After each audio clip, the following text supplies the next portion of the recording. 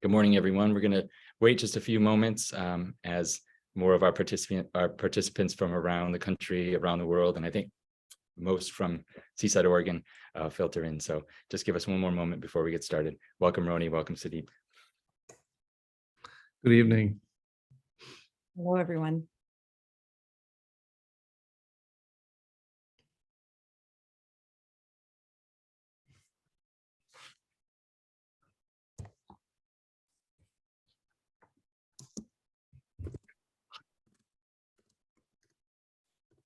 Well, we'll get started now. Welcome all of you to our 8th installment of the Mapmakers Alumni Institute. My name is Scott Korb. I'm the director of the Pacific University MFA in Writing program, and it is my incredible pleasure to welcome back Rhony Bhopla, graduate of our program and our Mapmaker alumni for this season, and our guest Sudeep Sen. I'm going to just offer a couple of words before turning this program over to Rhony. And this Mapmakers Alumni Institute is an opportunity that we in the program have taken to support the ongoing work of our students who have come to the program having won the Kwame Dawes Mapmaker Scholarship. And this is a scholarship offered particularly to students of color. And Rhony is our 3rd Mapmaker alum, and we look forward to many more in the future. Rhony Bhopla, who will be leading this session, is a poet and visual artist. Her poems and book reviews have appeared or are forthcoming in Notre Dame Review, the Ekphrastic Review, Cherry Moon, Emerging Voices from the Asian Diaspora, the Good Life Review, Northwest Review, and Harvard Review. She is a rooted and written fellow and holds a Master of Fine Arts from this program, Pacific University. When Rhony is not writing, she enjoys cooking and gardening. And I'll add my own additional note that Rhony was a teaching assistant in a course that I taught at Pacific University. It was about food, and not only did she like cooking and gardening, but she also likes to share photos of her cooking and gardening. So Rhony Bhopla, thank you for being here. And after a land acknowledgement, I will turn the event over to you. So thanks so much. We in the Pacific University MFA are reaching you now, as I said, from Seaside, Oregon. In language we in the program borrow from the North Coast Land Conservancy, these lands were fully inhabited since time immemorial by the coastal indigenous peoples of the Clastop, Nehalem, Tillamook, and Siletz tribes. Many other tribes came through this territory to trade and have ceremony and familiar relations with the tribes of this homeland. It was a thriving canoe and salmon culture blessed with abundance. Thank you, Scott, and welcome, everybody. Welcome, Sudeep. It's a pleasure and honor to have this opportunity to speak to you about your work. My pleasure. My pleasure indeed. Thank you. I'd like to just say a few words and then formally invite you through your biography so that everyone has a sense of your accomplishments, and then we'll get going on some of the conversation around your latest collection. It's an extraordinary honor to be part of the Mapmakers Alumni Institute. This is, by the way, the only public event that is part of the Pacific University MFA residency, which is our commitment to continually engage with the alumni of the program as well as the public world at large. I'd like to thank Scott and all of the administration that is working hard to put forth some of these commitments as well as the mission of the program.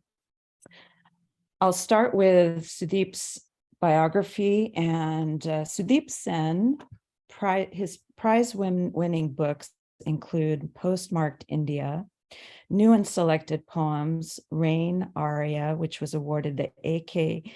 Ramanujan Translation Award, Fractals, New and Selected Poems, translations 1980 to 2015, Aerotext, Kafi Azmi, Poems, Nazms, and Anthropocene, Climate Change, Contagion, Consolation, which recently was awarded the Rabindranath Tagore Literary Prize 2021-2022. He has edited anthologies, including the HarperCollins Book of English Poetry, World English Poetry, Modern English Poetry by Younger Indians, Blue Nude, include Ekphrasis and New Poems, which was awarded the Jorge Zalamea International Poetry Prize, as well as the Whispering Anklets forthcoming. Sen's works have been translated into more than 25 languages. He is the editorial director of AARK Arts, editor of Atlas, and the inaugural artist in residence at the Museo Camera. Sen is the first Asian honored to deliver the Derek Walcott Lecture and read at the Nobel Laureate Prize. Welcome, Sudeep. Thank you. Thank you. Thank you very much. It's a pleasure. Well, I thought that we'd start with the art, as I like to say. And your recent book addresses a lot of different things that we are confronted with currently within our landscape of our current situation, the pandemic, but also some of these longstanding things that we've been talking about and thinking about for many, many years. So I invite you to select your own poems that you'd like to start with to give us a sense of your artistry. So please. Okay. Well, it's a real treat to be part of this program. It's obviously goes back a lovely, lovely literary circle with Kwame Dawes' involvement with the program. He's, I think, one of the finest poets, living poets at the moment in the contemporary world. And it's a real treat that you guys are lucky to have him there. This particular book, Anthropocene, is a relatively new one. Well, it's less than a year old. And maybe I should start reading the second poem in the book, which is called Disembodied. Disembodied is technically set in my home city, New Delhi, which is where I'm at right now. It's 10:30 at night. Yeah. It's a very, very polluted city, especially during the winter time, because part of it is because of the geography. There is an inversion of climate, and it becomes like a trapped space.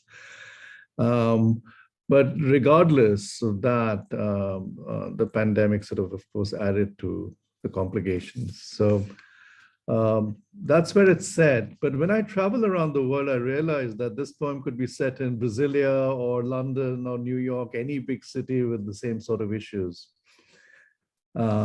Disembodied.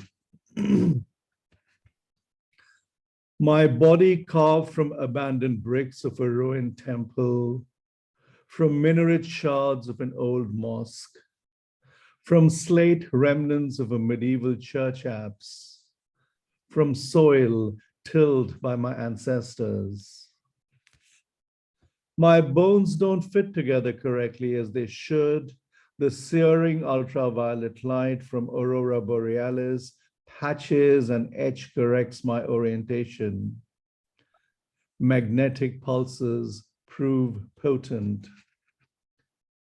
My flesh sculpted from the fruits of the tropics, blood from coconut water, skin colored by brown bark of Indian teak. My lungs fueled by Delhi's insidious toxic air, echo asthmatic sounds, a new vinyl dub remix. Our universe where radiation germinates from human follies, where contamination persists from mistrust, where pleasures of sex are merely a sport, where everything is ambition, everything is desire, everything is nothing, nothing and everything. White light everywhere, but no one can recognize its hue. No one knows that there is color in it, all possible colors. Body worshipped not for its blessing, but its contour, artificial shape shaped by Nautilus, skin moistened by L'Oreal and not by season's first rains, skeleton strength not shaped by earthquakes or slow molded by fearless forest fires. Ice caps are rapidly melting, too fast to arrest glacial slide. In the near future, there will be no water left, or too much water that is undrinkable, excess water that will drown us all. Disembodied floats afloat like Noah's Ark. No GPS, no pole star navigation, no fossil fuel to burn away, just maps with empty grids and names of places that might exist. Already, there is too much traffic on the road. Unpeopled hollow metal shells without brakes swerve about, directionless, looking for an elusive compass.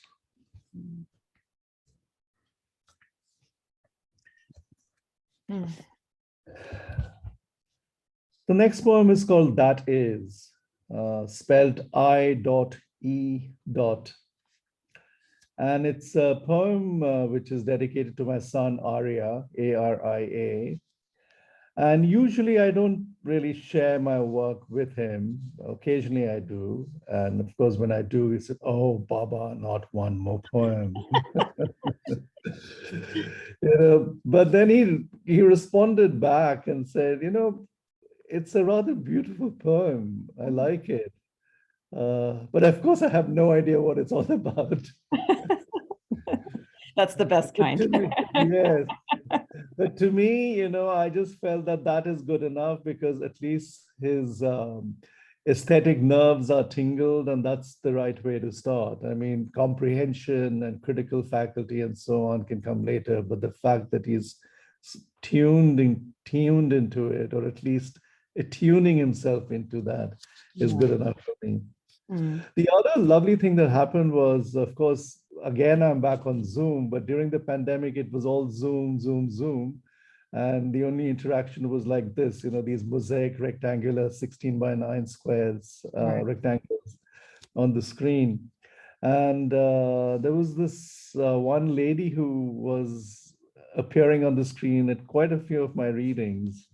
And at some point, then we started chatting, and realized that she's a singer and a songwriter, and her husband is a sound engineer.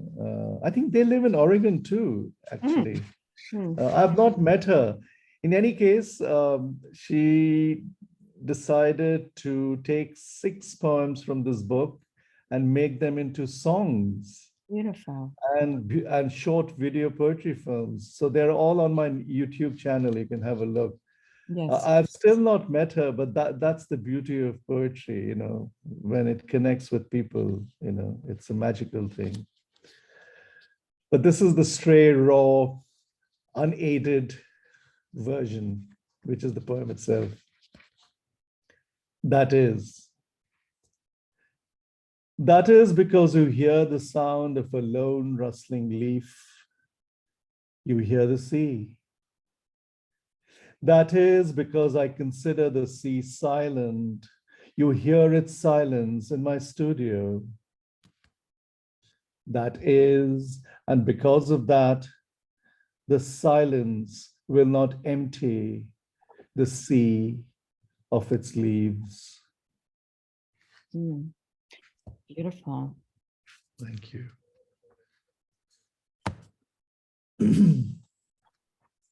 I'll read this particular poem because it's based ostensibly in America. It's based in New York. And I'll show you these two. This book also, it's a multi-genre book. It's got photography, short fiction, nonfiction. And these are 2 front pages of the New York Times. One, it was just black, and the other one had all the names of people who had died in the first wave. Just graphically, it's just so stark and moving. So that's what got me going. For those who have purchased the book at our residency, that's on page 54. Yes. And And the poem Obituary, which is on the other side of the page, opens with an epigraph. In fact, it is the headline of one of those screenshots. And I quote, "They were simply names on a list. They were not simply names on a list. They were us." Death knell peal, numbers multiply, virus ravages us one by one. Newspaper columns loom, unsteady ghostly apparitions on broadsheets. Name, age, date of death, tall epitaphs in fine print. Ink spills, bleeds dark, newsprint blotting out a wheezing breath. No amount of hygiene ritual enables our lungs to resuscitate. Our lives, micropoint-sized fonts on an ever-inflating pandemic list. Black specks, fugitive lonely numbers, the deceased on an official roster. Another sick, another dying, another dead. Yes, they were us. Thank you, I'll Sudeep. read one more poem. Thank you. I'll read one more poem before we start our conversation. This one is called Language. It's on page 160 for people who have the book with them. And initially, I thought this poem was about the politics of language itself, you know, the way language is twisted, spin doctors sitting in Russia, affecting elections in your country, America, fake news, cancel culture, the way language is completely deadened and massacred on social media with badly designed emojis, which are so pixelated in any case. Mm-hmm. So it's about all that, what we do with language. And of course, language is our essential tool. Without that, we can't communicate, we can't write poetry and so on. Yes. But the other aspect of this poem, it's a very personal poem. It's a homage to my very first typewriter. Oh. Yes, it's a manual typewriter. It still sits on my desk. If I move my laptop, you'll be able to see it. It still works. It's in good nick. But the irony is, of course, to get it working, you need to source the red and black silk ribbons, which are very difficult to find. Right. And more expensive than the typewriter itself these days because it's the antique item. Anyway, this is the poem. It's called Language, and it opens with an epigraph from Italo Calvino, and I quote, "Without translation, I would be limited to the borders of my own country. The translator is my most important ally. My typewriter is multilingual, its keys mysteriously calibrating my bipolar, forked tongue. Black red silk ribbons, spools unwind as the carriage moves right to left. In cursive hand, I write from left to right. My tongue was born promiscuous, speaking in many languages. My heart spoke another, my head yet another. The translation seamless. Oracles, ventricles pump blood. Corpuscle-like alphabets, phrases, syntax, cross-fertilize my text, breathing life. Texture enriched, music, cadence spatially enhanced, osmotic, polyglottal, a polygamy of grammar. Letter forms dance, ligatures, pirouette, ascenders, descenders, pitch perfect. Imagination isn't caged in speech. Speech cannot be caged in language. Thank you, Sudeep. So much to absorb in those poems that you've just read. Just reflecting on this last, these are in couplets. So if anyone does have the book or would like to get the book later, looking at the way that you have created these on the page also is very informative, but hearing you read shows me how important caesura is in your reading, and really honoring some of the punctuation that you've used, even with the phrases that don't have caesura lingering in some of the words to emphasize. I love that reading. It's just gorgeous. No, I'm really glad that you picked up that fine point, because also, I find it's much more interesting not to have end-stopped rhymes. I prefer the Hopkins-esque sort of slanted rhymes and rhymes that finish in the middle of a line. It makes it much more subtle in any case, because I think it's important for both the poet and the reader to, have some more than the obvious which is on the page. There should be more mystery. There should be enough for the person to excavate and dig and make the poem their own. Because really, once the poem is written and someone buys the book, it's no longer mine. It belongs to them. Absolutely. It's a gift. So the construction and the architecture of the poem is very, very important, as is the sound, of course.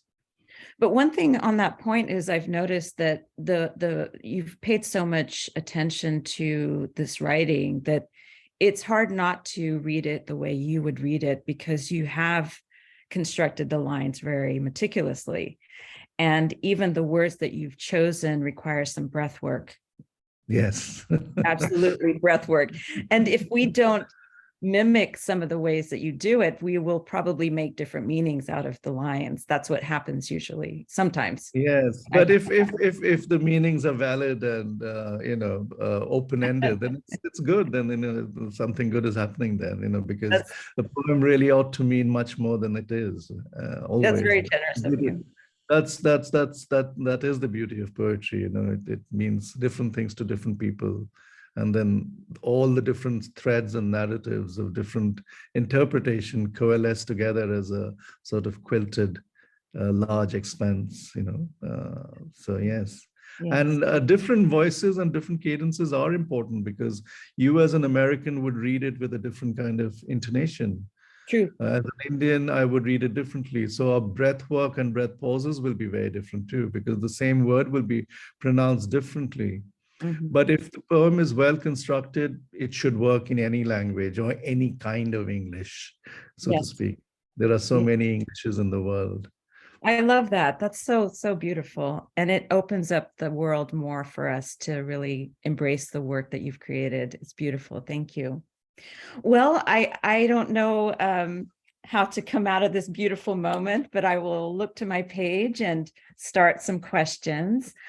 I was immediately struck when I learned about your work that you were specifically awarded the opportunity to deliver the Derek Walcott Lecture, as well as read his work at the Nobel Laureate Festival. Read my work, actually. Your work. I'm sorry. Yes. Thank you. And so you read your work at that festival. Beautiful. And I would like for you to start us off with what was that like? Because a lot of our students at Pacific University and the world at large, I would say, read his works. And it would be very informative to us from your vantage of how that was, what that felt like, how it's influenced you. Well, it was one of those moments, once in a lifetime moment, when you have an invitation from a Nobel laureate who's a poet who you admire from a distance and who read his work. Omeros, everybody read after he won the Nobel Prize. But even prior to that, actually, I was a big fan of his poetry. And Teopolo's Hound, which is another book-length poem, which you ought to read, is another masterpiece, really. So to sustain a poem with that kind of rigor and energy over 300-400 pages is not a joke, you know. I mean, these are modern epic, lyric epics, which he writes. Of course, he's also a master of short poems. So, you know, you already go there biased. And the fact that a person like that who doesn't really know you invites you to a situation like this is quite overwhelming, actually. So I have to say, when I got on stage, I was incredibly nervous. I mean, I've done international readings and so on a lot, and you know, I mean, I don't get that nervous anymore, but I was nervous. A grown-up man who's nervous on stage. So I put my hand up and said, you know, I'm really nervous. Because in the audience, yes, you know, you have Nobel laureates sitting there and all the big wigs, you know, some of them you've read in school and college, and they're looking at you, you know. In any case, so I talked and read my stuff, and it was supposed to be an hour-long program, but it went on for nearly 2 hours. At which point Derek just sort of pointed at the stage and said, "Give this boy a break, man. He's all right." He says, "Have you seen my island? Have you had the food?" I know. That sort of stuff. And so, yes. And after that, you know, of course, you know, I mean, because initially I didn't know anybody there, you know, and there were all these luminaries as part of the festival. But yes, you know, people were very friendly, and especially after I got off stage. And yeah, and then, you know, the relationship with St. Lucia and St. Lucian poetry actually became deeper, of course, because, you know, there are such wonderful St. Lucian poets there. Kendall, Jane Hippolyte, John Lee, MacDonald, young poets. In any case, I followed Caribbean and African poetry very closely. You see, for me, even putting these labels are problematic because I follow poetry wherever it comes from. So I don't think of poetry as being white or pink or yellow or black. I know you have questions about blackness and so on later on, and I'll answer that more fully. But since I'm born and brought up in a cosmopolitan India, and India is very, very polyphonic and multi-faith and secular in that sense. With, you know, on an Indian currency note, you have the same thing written in 26 languages. So there are 26 official languages in my country. And if you travel every 50 kilometers or 100 kilometers, the dialect changes. So you have 30,000 different dialects. So you grow up in a way that it's very common, as you know, to all of us, you know at least 3, 4, 5 languages. Okay, albeit Indian languages, but so to enter that kind of space was at one level familiar, though the geographies and the politics the politics partly were also familiar because there's all the echoes of colonialism and so on. Right. But the landscape was fabulously different, the way he uses the sea. The sea, my God. I mean, it's just something else. So yes, it was, what can I say, a real privilege and an honor, real privilege. You know, and then I've been back as a guest later on a few times back and stayed in the great man's house, and had the opportunity of rummaging through his library and his manuscripts and memorabilia. What can you say? It's just such a privilege. That's glorious. That's glorious. Thank you. And thank you for taking us through that the journey that you went through. It's really beautiful to know. Of course, you understand his poetry and Caribbean poetry so much better because you're in that landscape, and you're suddenly the same poems you read on the page academically or even otherwise, you know, come alive because you're seeing the actual mountains and the vegetation and the speech, the patois and the French influence and so on. So the whole thing becomes a little more alive. Thank you. Well, let's jump into that question that you were mentioning that I had sent to you. It had to do with Black Lives Matter. So I'm giving it away a little bit, but would you read Hope Light Leaks? Yes, sure.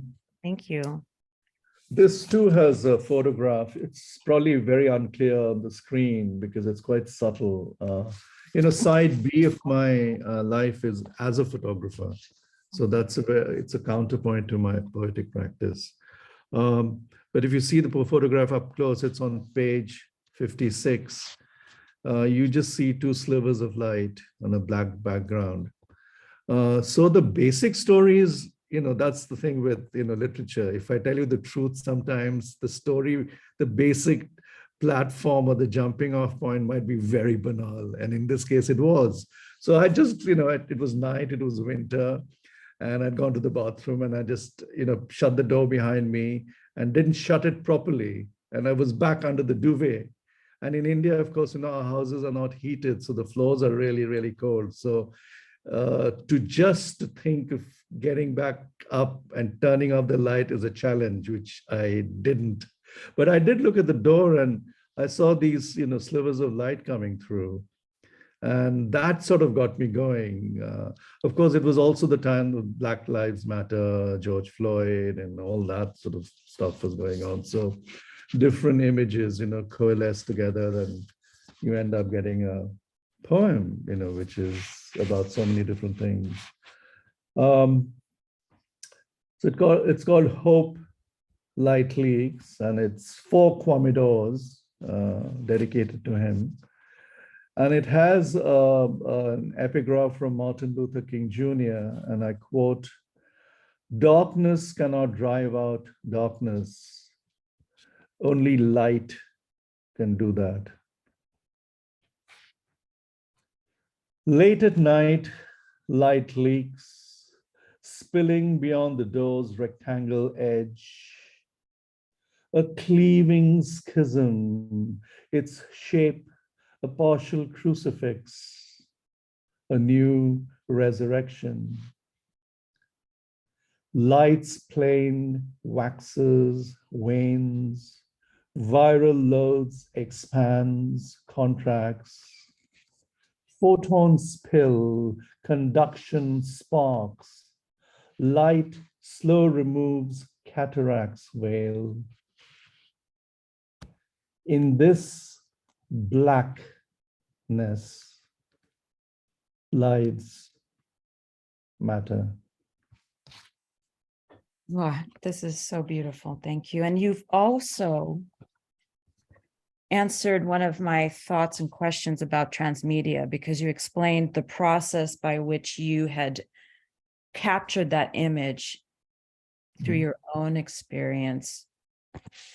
Yes. All of the searching through the darkness, and then you saw the image, took the photograph, and then what was happening socially throughout the world in response to a death that was publicly displayed.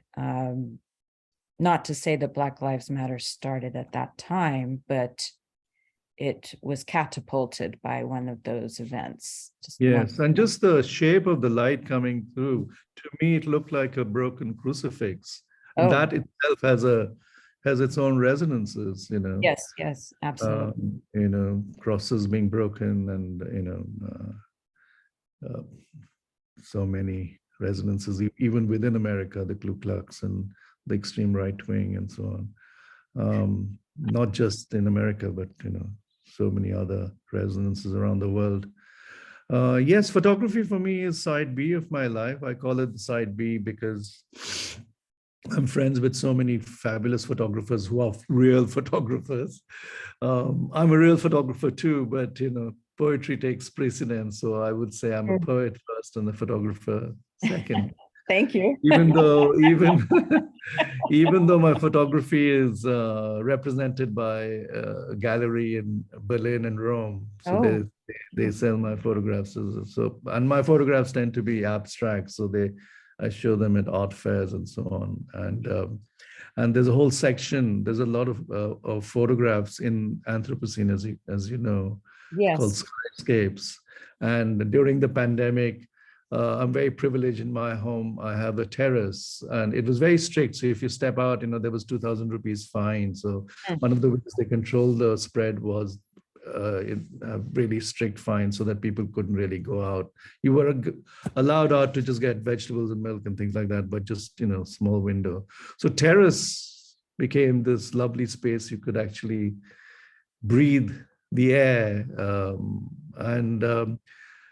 Moment the lockdown happened, within about 3 weeks, the air became cleaner, clearer. The birds came back. And it was like the old days, the houses are all packed together, joined. And so the terrace next to mine would be just next to it. There's a little wall, you can just sit on the wall and you can chat with your neighbor. You're shouting across the terrace and chatting like we used to when we were kids. We would sort of make a newspaper, roll it up, a magazine, and just chuck it across, and they would have the copy of a magazine you're reading. It was great fun, It was almost like, if you remember those telephones which we used to make, these matchboxes with strings, and you talk one end, and and quite semaphore, but certainly binary code. So you just realize that it takes very little for the nature to come back and heal. It's just us who've made it difficult. That's what Anthropocene is about. It's a man-made, people-made age, and we've really changed the course of geographical history and the mechanics of geology, so to speak, by our actions. Well, thank you for clarifying what Anthropocene is, because it feels like a new term, and I've been thinking about what that might mean. We attach so many different kind of official definitions, but it's the poets that usually are the deep thinkers who will dive into what they define it through their work. So I'm glad that you talked about that a little bit. Well, you mentioned your terrace, and I think that this might be a good time for me to share a movie or a clip. It's a very short clip. And before I do that, though, I want to first talk to you about the terrace. Well, I'll talk to you after about the terrace. Here's the clip. Okay. Yeah. Much more similar to the Mexican tree idea. At 5:04 p.m., Latin American Studies 1 was underway at UC Santa Cruz. And they have a candidate who's very strong and is fighting with us for second place.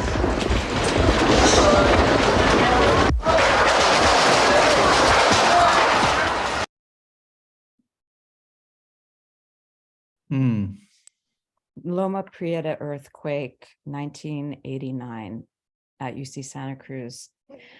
It's a very short clip showing a classroom, and it's a very, very small capture of that perspective. But I was in a dorm at that time, and I was on the 3rd floor. So the reason I bring that up is because you mentioned the terrace, and we had another Indian faculty member talk about the inside of homes, the inside feeling of what happens when there's a loss in the home, and it transforms the inside. And your book really made me think of that more deeply, because you are giving us the perspective from the inside of what is happening and what you're seeing. And so I thought that I'd share that clip to show how a catastrophe can affect the people inside and what that inside might look like. I have not gone back, but what are your reflections after having written the book? Time has passed, and what are your reflections of being in that space again? Unfortunately, in spite of the fact that we have so much knowledge and COVID has happened, it's still around, and all the disasters keep happening, we just don't learn. Nothing has changed. We are still hurtling headlong towards more disaster. It's all talk, and more paper and more white papers and more seminars and more conferences about this. But really, the countries that can change these are not acting sufficiently quickly, or are not acting sufficiently in any case, because it hurts their economic and commercial interests. So America might put a sanction on, say, what they might call third world country, which is a problematic phrase in any case, and put a sanction on use of coal. And then have certain kind of restrictions on the kind of petrol that's being used. But then the Americans are not stopping using gasoline. I mean, it's guzzling out there. Just the numbers will tell you that the amount of consumption there vis-a-vis another country is just so skewed. So who's preaching to who and who's listening to who? I mean, the people who are making the policies themselves are not actually acting upon it, is a big problematic start to start with. Talking about spaces and homes, as poets, well, I don't know. Certainly, I lead a very, very solitary and isolated life. So when lockdown happened, nothing really changed for me. It was much more of the same. The only thing was the external life changed. So inside, nothing changed. So the interiority and the internal space didn't change. It was actually much nicer. It was quieter. People didn't come. You're inside the house. In any case, I'm mostly inside the house in front of my computer on my desk. And only when I travel, it's work travel or basic errands. So that itself didn't change. But what changes is the interior of your mind and your psyche. And so much of the home is made in your head, inside, not the physicality of the space. The physical space, of course, is important. But as artists and poets, our homes are in so many different places. Part of my home is in New York because I was there as a graduate student. My first girlfriend was from America, so there's a home there in that kind of sense. Part of my home is in the UK, where I lived. Delhi, of course, is my home of birth, which is where I live. Other parts of the world I've lived in. Other kinds of homes, like graveyards, like hospital chambers, one has spent time in. Those are another kind of habitable habitats one sort of is experienced. So all these kind of spaces become like a slideshow, like a mosaic, like a pastiche almost, when you zoom back. Right. The little times, much like the way we are right now, you're sitting in Oregon, I'm sitting in Delhi. It's morning for you, night for me. Right. And Scott is on the beach as a still image. That's not real because he's live in the background. So again, what are we talking about? What is reality? A part of what I hear when you speak to me is coming to me 100 seconds less. There's a little lag when you're saying something and I hear it. Is that reality? Of course it is. I'm hearing the same words in a different time formula as you are hearing yourself or the people there. So yeah, we have to really think of these things in a much more holistic way. Only then one can understand it. If we zoom into the micro so much and forget the larger landscape of the cosmos or spirituality or knowledge or art forms, then we are doing ourselves a lot of disservice. Because really we are a small speck in the larger churn of civilization and the way things are. That was demonstrated in one of your poems too. Yes, many poems. Many of in your my poems. work in general, in my work in general, yes. Yes. And I think that I love that emphasis that we are really part of a larger thing, you want to say arts landscape, and then a discipline within larger disciplines, and then humans within a larger human landscape, but also the humanity and the human race is part of the larger races of plants. And yeah, just to give you another example, for instance, so, if you want to be a classical dancer in India, you go through or a classical musician or any of those things. So you have to actually learn how to sing, dance, be a master of yoga, gymnastics, martial arts, all that. You have to really learn all that, poetry. And then you choose one of that, because your base or your foundations require all of that. So if you think of it that way, then you realize that we are what we are because we are a kind of sum of many different components. And the human being and the human mind is a remarkable space, because then we have the sort of we control both the centrifugal and centripetal forces. We go in and out in a way that other things. However, when you look at the cosmic plan or even the sort of micro plan, when you go down to the level of a proton and electron, and they are all fractals in some ways. They are the same sort of design. So the larger design, the golden ratio and so on, is just very much so. If we learn a little bit from what's just around us, we would be in such a better place. But simplicity is not valued. Wisdom is not valued.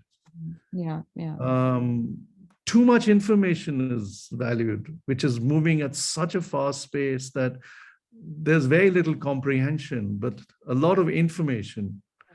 What's the point, really? But anyway, these are discussions which are larger questions. Do you think that your book calls us, it's an invitation for us to look at the simplicity of life, the slowing down and the moving towards an essence? Definitely. It's a plea for to slow down and positivity. Anthropocene, the first part of course is about climate change and the pandemic, but the second half of the book is all about light and seeking light and hope and consolation.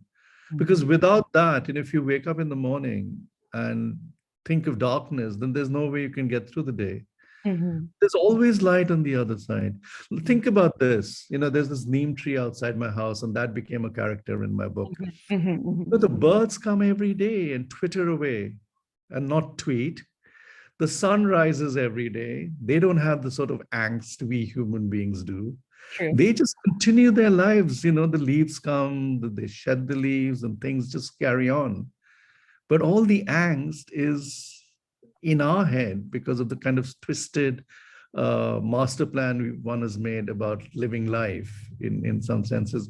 In fact, this book ended by this quotation from Czeslaw Milosz, and I should read it. It's on the last page of the book. It's not my poem, but it's Milosz's. And of course, the context was very, very different. I have a question about what you said, but I'll ask you after you read this. Please go ahead. Yes, of course, the context was different. It was post-war, but I think it just applies to any, Yes. So he writes, and I quote, "My generation was lost, cities too, and nations. But all that a little later. Meanwhile, in the window, a swallow."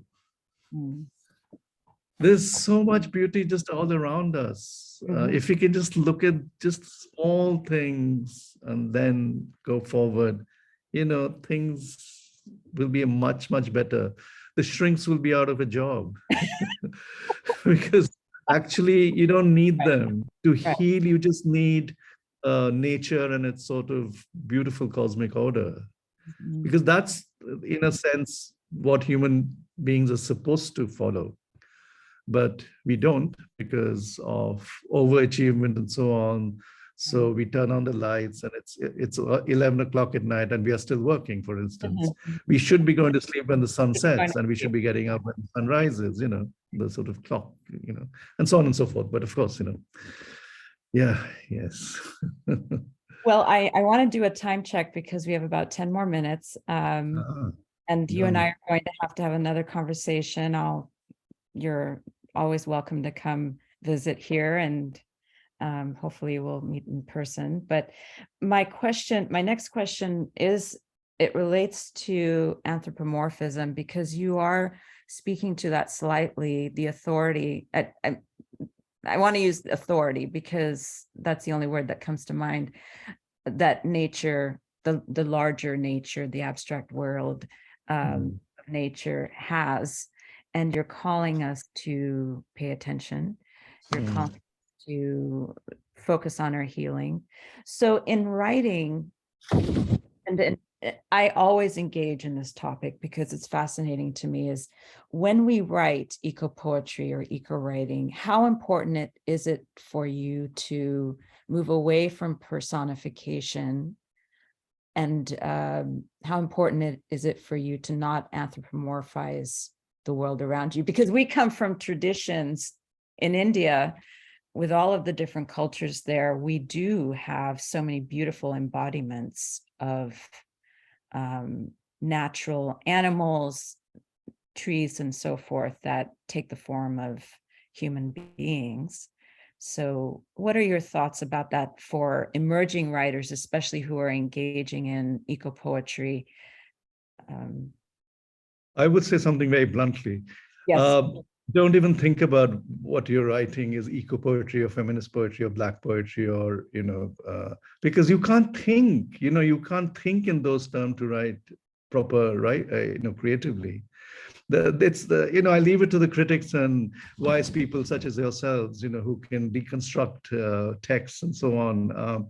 I never thought I wrote eco-poetry, but when I look back, of course, I wrote eco-poetry for the last 30 years, because there are lots of elements in even my earlier books which will now fit into eco-poetry because it's a trendy topic.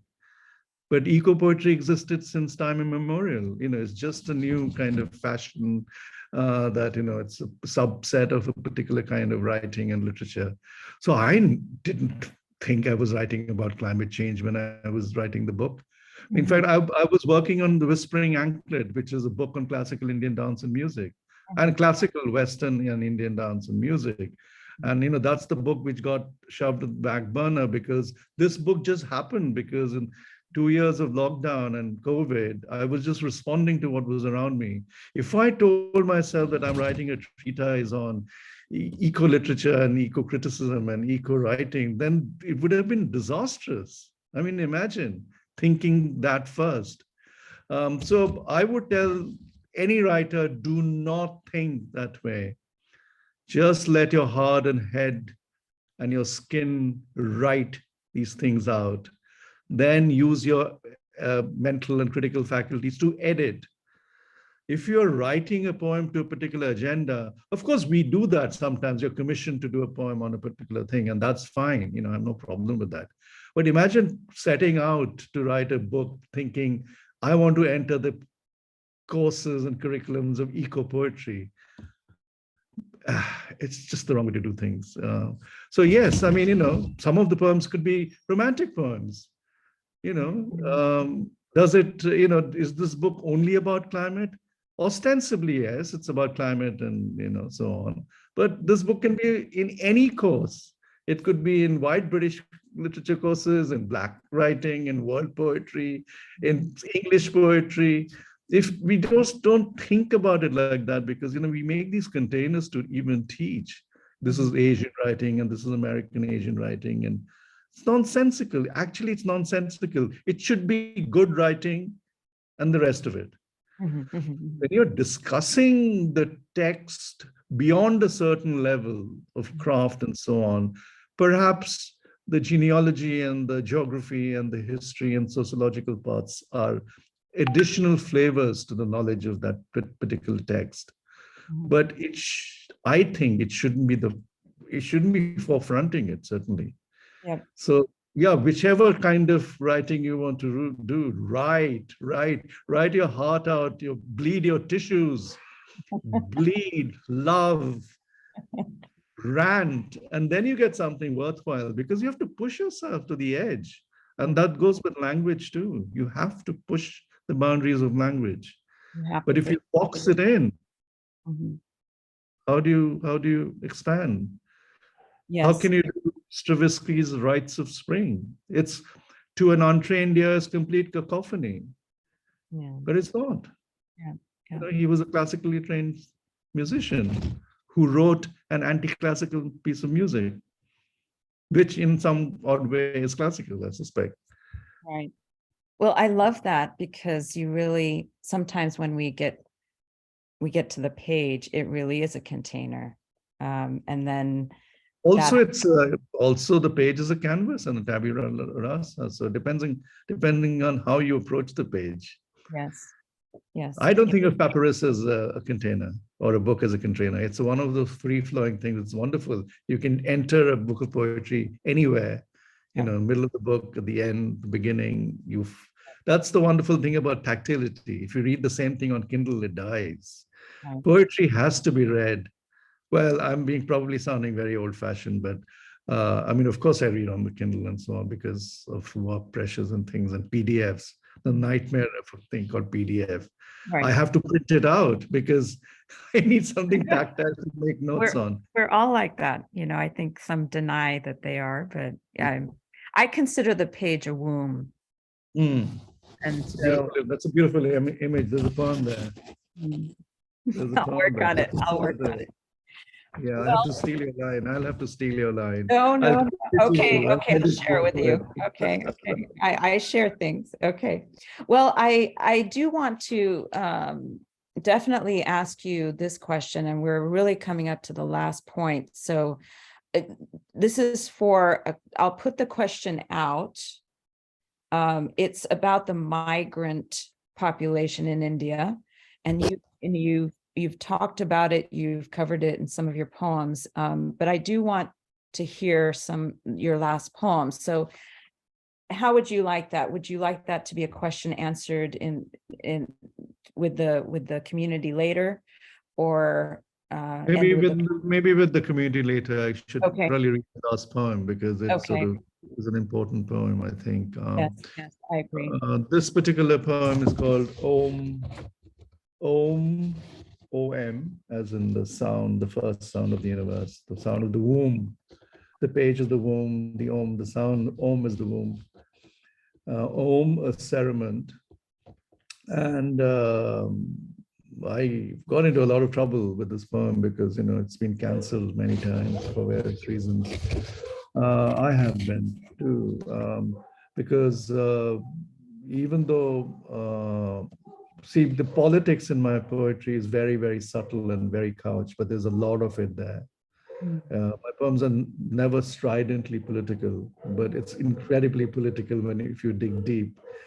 So this was written around the second wave of the pandemic in Delhi, when I saw bodies being burnt on the sidewalks and in parking lots because we ran out of space, the crematorium ground. I've never seen a horrific sight like this, you know, with my own eyes. I know that the horrors of partition existed, but to me, I'm very privileged to grow up in an independent India where all that level of horror I've never seen physically, certainly. So it's through novels and textbooks and stories, I know what happened when the country was divided. But this, people being burned on the street, was something else. And what was happening? At the same time, the center of Delhi was being dug up to make some sort of a Disneyland space by the powers to be. So partly is the kind of strangeness of it all. It has a couple of lines in italics by this wonderful Indian Kashmiri American poet called Agha Shahid Ali. Many of you might know his work. If you don't, do seek it out. He's an incredible poet. He introduced this whole thing called the American ghazal. Of course, in America, it's called a gazelle or gazelle. But it's the ghazal, which is the Persian Indian form of classical poetry, written in couplets, which has its own very, very specific architecture and rhyme scheme. But I won't flag them because it's spoils the rhythm of the reading. People who know will know the lines. It's in italics in any case. It's page, I think, one, right, the last one. Om, a ceremony, and it has a little epigraph from Goethe, and I quote, architecture of frozen music.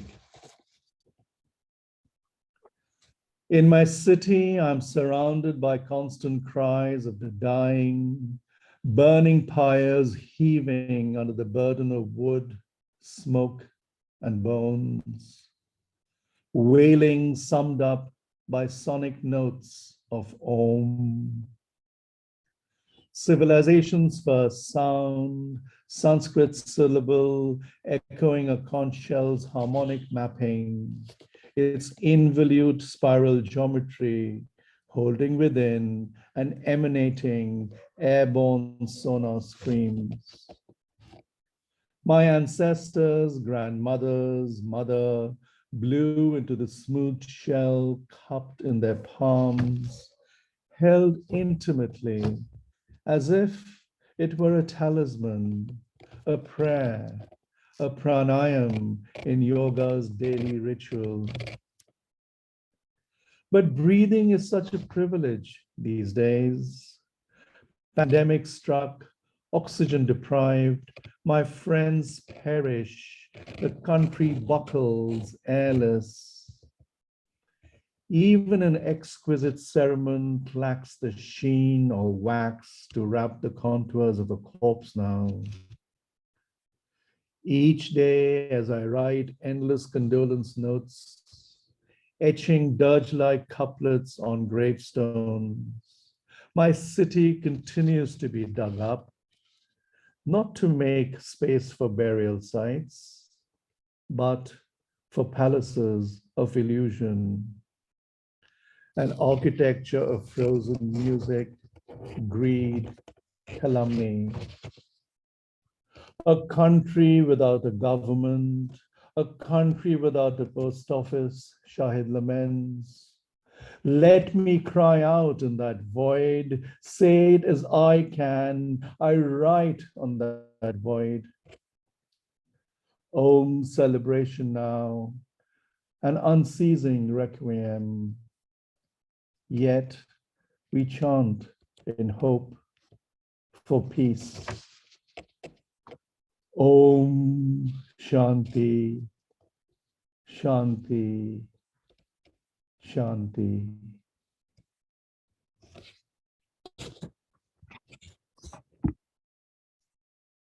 Thank you so much, Sudeep. My On- pleasure. On behalf of the Pacific University MFA community, thank you for joining us. Thank you for giving this work to us. We hope to see you again. And I'd like to thank everyone who has joined us today. We'll see you at the next Mapmakers Alumni Institute event. Have a lovely day. Thank you very, very much. It was a real treat and pleasure. I wish I could see all the faces, but yes, I would love to come and see you in person at some point. I'm sure it'll happen. Thank you very much for having me.